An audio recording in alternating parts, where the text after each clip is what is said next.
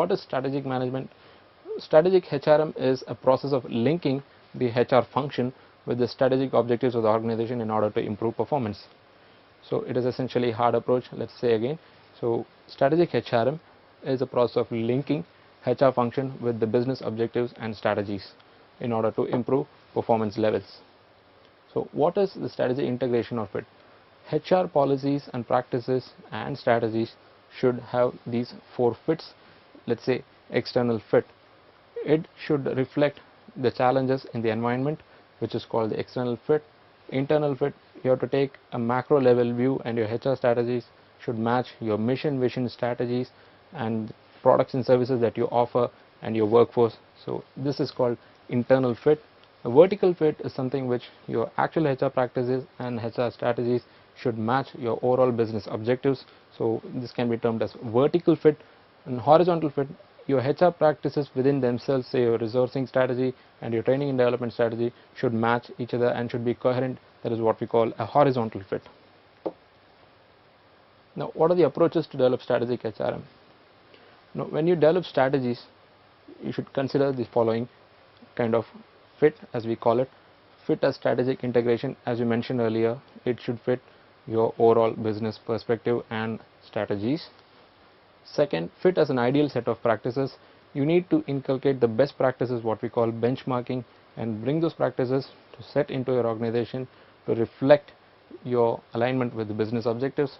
So you need to have an ideal set of practices through benchmarking and follow those practices in your organization.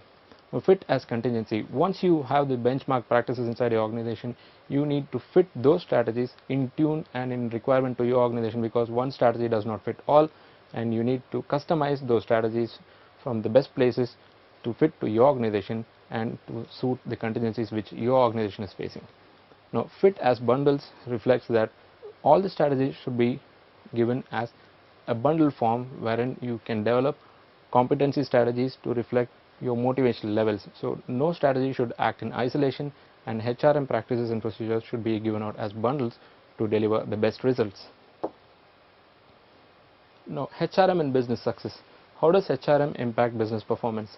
So all your HRM activities, say training and development or resourcing or recruitment and talent management, has the following outcomes. So let's say ability, motivation, opportunity. This has an obvious impact, and it flows down to the line managers and the management style.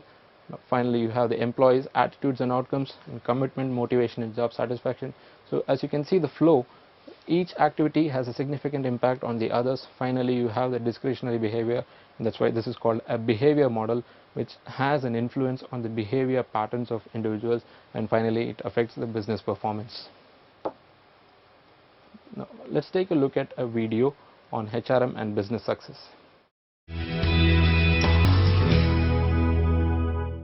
Moving on to HR vision. Now, every management's dream is to have a quality workforce. What do we mean by quality workforce? It's a highly innovative, committed and complete focus on customer orientation. That is what we define as a quality workforce. Now, what are the dimensions of quality? As I mentioned earlier, there is a total customer service orientation, the personal responsibility for quality output, not just on part of the management, but each and every employee takes responsibility, and there is personal responsibility for a quality output.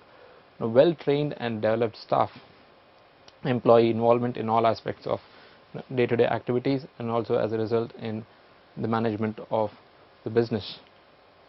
So maintaining quality standards, this again reflects a quality workforce. What is human capital management? Human capital is defined as, and it consists of the combined intelligence, knowledge, skills, abilities and energies of the people employed by a given organization. Let's say it's the combined wealth of the organization. Now, why do organizations invest in human capital? Obviously to reap returns. And what are those returns? It is increased productivity, and that is through training and development. And why do individuals invest in human capital? Because they acquire skills and their value goes up in the labor market, and they are employable and their employability levels go up. That is what is defined as individuals invest in human capital through acquiring skills, knowledge and experience, and reap returns in terms of higher earnings. What is human resource accounting?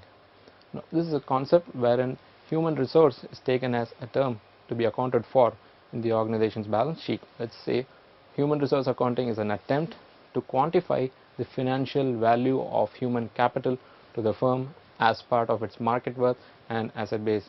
It gives a value and defines human resource as a component of your balance sheet.